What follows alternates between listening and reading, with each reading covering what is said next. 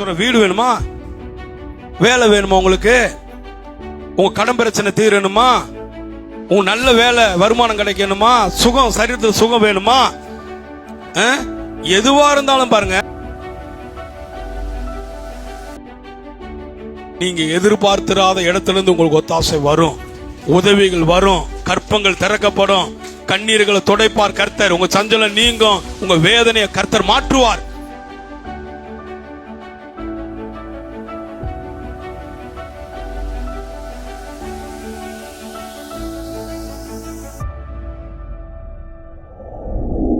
அண்ணாளுக்கு என்ன இல்ல, குழந்தை இல்லை.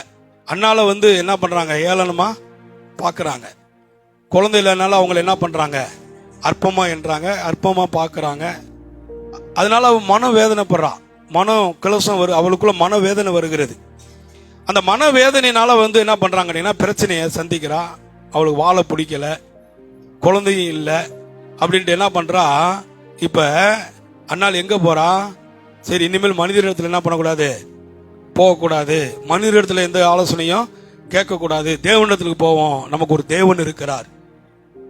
நம்முடைய தேவன் எல்சடாயின் தேவன். சொல்லுங்க, நம்முடைய தேவன், கவனிங்க, நம்முடைய தேவன் எல்சடாயின் தேவன். அவர் சர்வ வல்லமுள்ள தேவன். அவரால் முடியாத காரியம் ஒண்ணுமே இல்ல. அவர் இடத்துல போய் கேட்போம், நம்முடைய பிரச்சனையை, நம்ம குறைகளை சொல்லுவோம் சொல்லி தேவாலயத்துல மனம் கசந்து அழுது என்ன பண்றா, ஜெபம் பண்றா.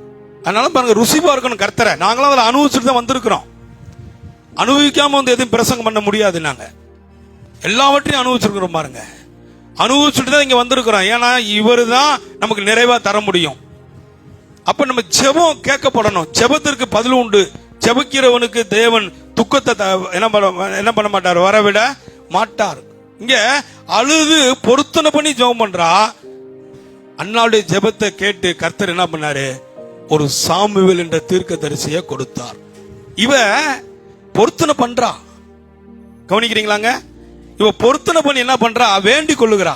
எனக்கு ஒரு அழகான ஆண் குழந்தைய கொடுத்தா நான் உமக்கே அதை என்ன பண்ணுகிறேன், தருகிறேன்னு சொல்லி ஒரு பொருத்தனை பண்ணி வேண்டிக் கொண்டுட்டு அந்த குழந்தைய இப்ப என்ன பண்ணுகிறா, தேவன் என்னுடைய மன வேதனைகளை அறிந்து எனக்கு கற்பத்தை திறந்தபடினால், எனக்கு இந்த குழந்தைய கொடுத்தபடினால், இந்த குழந்தைய தேவனுடைய சமூகத்துல கொடுக்கிறேன், சாமுவேல் என்று பேர் வைக்கிறேன்னு சொன்னான். சாமுவேல் என்ன தெரியுமா, எழுப்புதல்.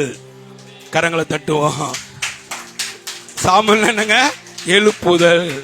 குழந்தை இல்லைன்னா நீ ஒரு பொருத்தனை பண்ணி பொருத்தனை எடுத்து ஆண்டவர் இடத்துல பிரச்சனையை சொல்லி ஜெபம் பண்ணு, உனக்கு ஒரு குழந்தைய கர்த்தர் தருவார்.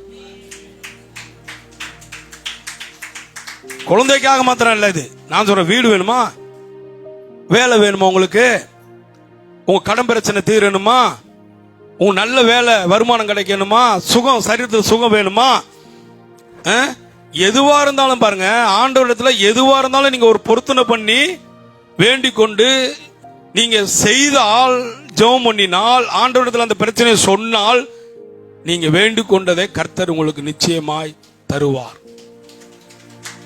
பொருத்தனை ரொம்ப, சொல்லுங்க, பொருத்தனை ரொம்ப ரொம்ப அவசியம். நம்முடைய பொருத்தனைகளை நம்ம ஆண்டோட என்ன சொல்லி பொருத்தனை பண்றோமோ அதை என்ன பண்ணணும், நிறைவேற்றணும். சொல்லுங்க, நிறைவேற்றணும். பொருத்தனை நீங்க நிறைவேற்றி வாழ்ந்து பாருங்க, ஜெபம் பண்ணி பாருங்க, கடவுள் உங்களுக்கு துணையாக நிற்பார். அவருடைய வழி வாசல் உங்களுக்கு திறக்கப்படும். அனுகூலமான வாசல்களை கர்த்தர் உங்களுக்காக திறப்பார். நீங்க நினைப்பதற்கும் வேண்டிக் கொள்வதற்கும் அதிகமாக கர்த்தர் உங்க வாழ்க்கையில நன்மைகளை உண்டாக்குவார். நீங்க எதிர்பார்த்திராத இடத்திலிருந்து உங்களுக்கு ஒத்தாசை வரும், உதவிகள் வரும், கற்பங்கள் திறக்கப்படும், கண்ணீர்களை துடைப்பார் கர்த்தர், உங்க சஞ்சலம் நீங்கும், உங்க வேதனையை கர்த்தர் மாற்றுவார். காரணம், நீங்க பண்ணின பொருத்தின ஜெபம் கடவுளுக்கு பிரியமாக இருக்கும்.